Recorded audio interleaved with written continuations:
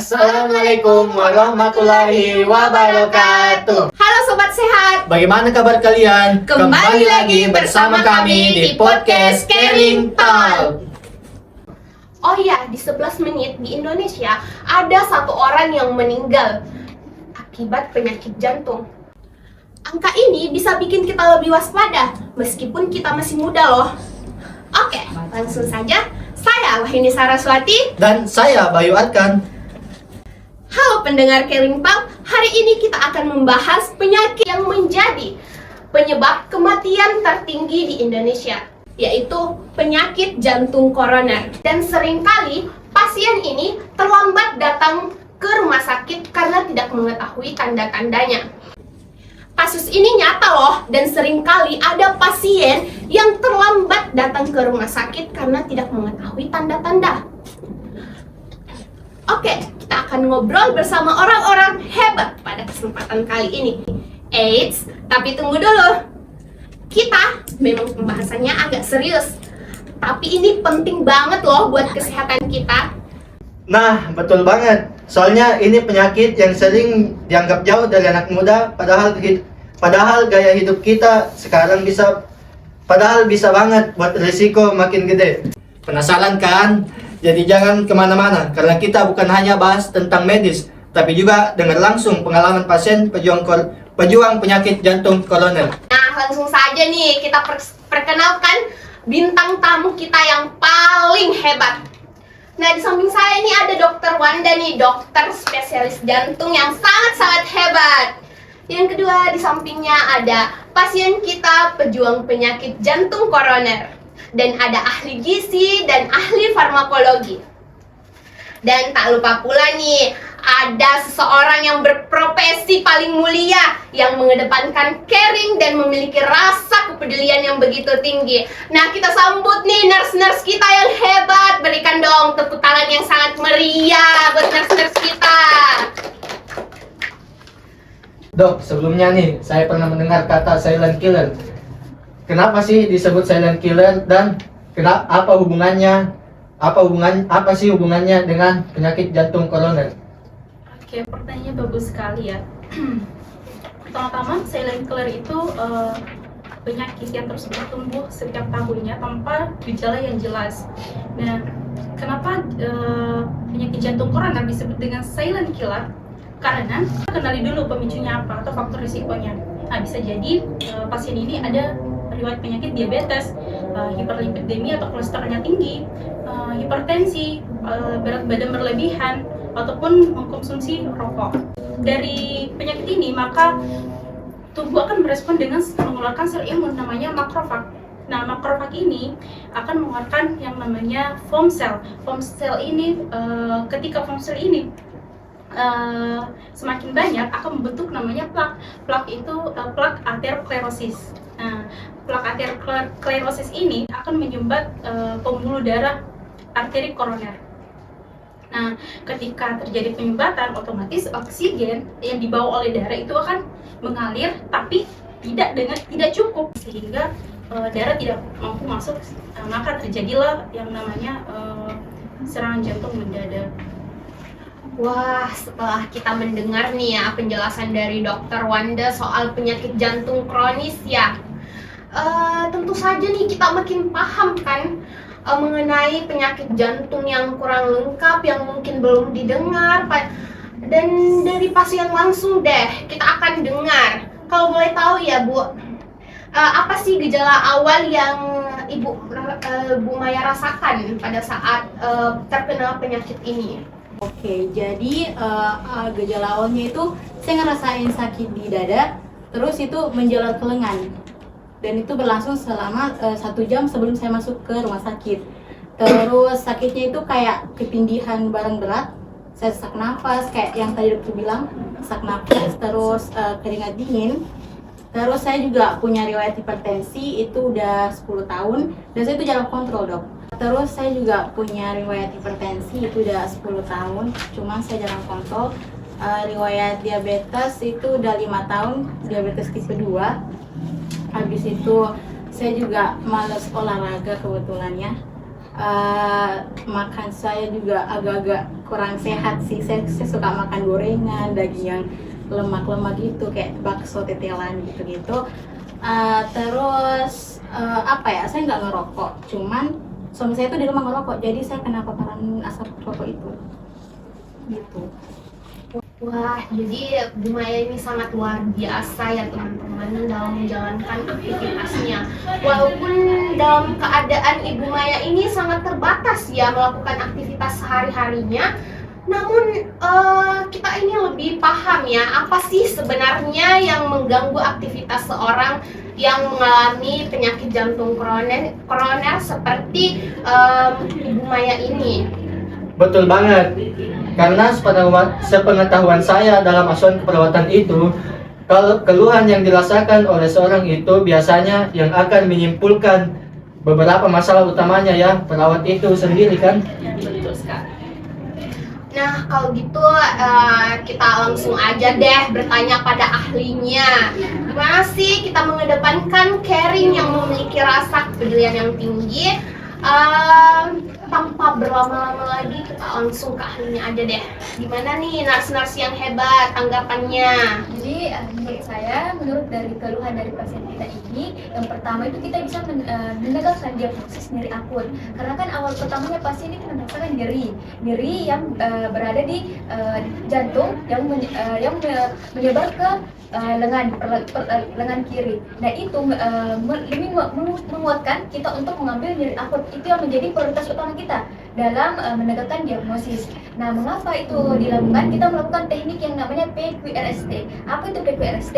PQRST itu pertama pencetus. Apa yang menyebabkan nyeri itu timbul? Ya, dari narasumber yang saya dengar itu katanya nyeri ketika melakukan aktivitas. Nah, terus Q atau quality bagaimana nyeri itu yang dirasakan oleh pasien, yaitu pertama pasien itu merasakan nyeri seperti menggambarkan ditindih oleh benda berat. Nah yang kedua itu ada quality bagaimana pasien itu merasakan nyerinya itu. Jadi kan pasien menjelaskan kalau rasanya itu seperti ditindih oleh barang berat. Nah yang kedua itu ada S atau skala. Nah kita menentukan kepada pasien berapa skala nyeri yang dirasakan oleh pasien. Biasanya kita menentukan dari 1 sampai 10. Nah pasien ini memberikan skala itu 8 yang mengartikan bahwa nyerinya itu sudah sangat mengganggu aktivitasnya. Nah yang kedua, yang terakhir itu ada time. Kapan nyeri itu terjadi? Nah seperti yang dijelaskan oleh narasumber sendiri, nyerinya itu terjadi ketika 1 jam sebelum masuk ke rumah sakit. Nah kita juga melakukan pengolahan data sendiri untuk seorang perawat. Ya, kita melihat tanda-tanda fisiknya. Pasien itu memperlihatkan tanda-tanda cemas, pucat, dan kulitnya itu dingin. Itu yang memberikan kita kekuatan untuk bahwa ini diagnosis yang harus diprioritaskan untuk pasien. Nah yang kedua, diagnosis yang kita ambil itu ada pola nafas tidak efektif. Mengapa kita mengambil itu? Karena pasien pertama kali masuk itu mengatakan dia sesak. Itu yang menjadi prioritas utama kita juga, karena kan pasien merasa sesak itu bisa mengancam kehidupan pasien. Nah yang kedua itu pasien juga mengatakan suaminya merokok. Nah itu kan bisa menjadi salah satu faktor mengapa pasien jadi sesak, karena pasien itu menjadi perokok pasif yang mendapatkan risiko dari perokok aktif itu sendiri. Kita juga melakukan pemeriksaan tanda-tanda vital yang membuktikan hal tersebut, yang dimana rate respirasinya normal, walaupun normal, yaitu 24 per menit. Nah yang seharusnya saturasi oksigennya itu 92%. Nah yang terlihat di sini tuh frekuensi nadinya yang berada di 104 per menit, yang berarti kan nadinya itu sangat cepat. Nah yang kedua itu pasien juga ini pas masuk ke rumah sakit itu tuh harus digunakan penggunaan nasal kanul oksigen 2 liter, maksud saya 3 liter per menit. Nah itu sudah sangat memperjelas bahwa pasien kita ini tuh butuh diagnosis hal tersebut. Nah yang terakhir itu diagnosis yang kami angkat itu yaitu resiko perfusi miokard tidak efektif. Mengapa? Karena pasien ini bisa dijelaskan tadi bahwa pasien suka sekali makan makanan gorengan, daging-daging yang berlemak. Itu menjadi salah satu penyebab terjadinya plak. Seperti itu. Nah, terus pasien juga memiliki riwayat diabetes yang sudah 5 tahun ya, 5 tahun, yang dimana itu juga salah satu penyebab terjadinya perfusi miokard yang tidak efektif. Nah, ada juga pasien mengeluhkan pasien hipertensi, tapi tidak kontrol selama 10 tahun ya, 10 tahun itu sangat membuktikan bahwa pasien ini harus membutuhkan tindakan untuk diagnosis tersebut, seperti itu. Oke, nah jadi aku mau nanya nih, jadi cara buat ngatasin masalah itu yang kayak kena jantung koroner kayak aku nih, itu intervensinya kayak gimana sih buat ngatasin penyakit ini? Oke, pertanyaan yang bagus nih dari pasien. Nah, tentunya dalam penyakit jantung koroner itu kan ada diagnosis keperawatannya seperti yang dijelaskan teman saya tadi. Nah, tentunya intervensi yang pertama itu tentang nyerinya kan, yaitu tentang manajemen nyeri, yaitu kita observasi, kita identifikasi lokasi nyeri, karakteristiknya, bagaimana frekuensi nyeri tersebut. Nah, kita identifikasi faktor apa yang memperberat dan memperingan nyeri tersebut pada pasien. Kemudian kita identifikasi bagaimana pengaruh nyeri itu pada pasien. Kemudian intervensi yang kedua yaitu tentang pola nafas tidak efektif, yaitu bagaimana kita memanajemenkan pola nafasnya dengan cara yaitu memonitor pola nafas pada pasien, bagaimana kedalamannya, bagaimana frekuensi napasnya. Kemudian bagaimana kita memonitor bunyi napas, apakah ada bunyi wheezing atau bronki kering maupun bronki basah. Kemudian bagaimana kita memonitor sputum, bagaimana jumlah sputumnya, bagaimana warnanya, bagaimana baunya. Kemudian intervensi yang ketiga yaitu resiko perfusi miokard. Yang pertama yaitu bagaimana kita mengobservasi, bagaimana kita monitor tingkat kesadaran dan responsif pupil pasien. Yang kedua itu bagaimana kita memonitor ronsen dada, bagaimana edema parunya, apakah ada terjadi edema paru, apakah edema parunya itu parah atau bagaimana, apakah ada pembesaran pada jantungnya maupun otot jantungnya, apakah ada benjolan yang bisa memperparah resiko pada pasien tersebut, resiko perfusi pada miokardnya. Nah, berarti setelah kita mendengar nih penjelasan-penjelasan dari nurse-nurse yang hebat ini, dari dokter, berarti kita juga harus memonitoring nih bagaimana obat dan gizinya. Berarti kita memerlukan ya ahli farmakologi dan ahli gizi, karena kontribusinya ini cukup besar ya dalam mencapai keberhasilan dari masalah utama kita. Nah, saya mau tanya nih. Jadi begini Kak, kalau pasien sudah terkena penyakit jantung koroner, bagaimana sih cara pencegahannya dan cara penanganannya? Baik, bisa kita lihat dari keluhan Mbak Maya tadi, dia memiliki riwayat hipertensi, dia juga memiliki diabetes mellitus tipe 2. Nah, Ibu Maya itu sudah terkena penyakit jantung koroner, biasanya dokter akan meresepkan obat, Bu.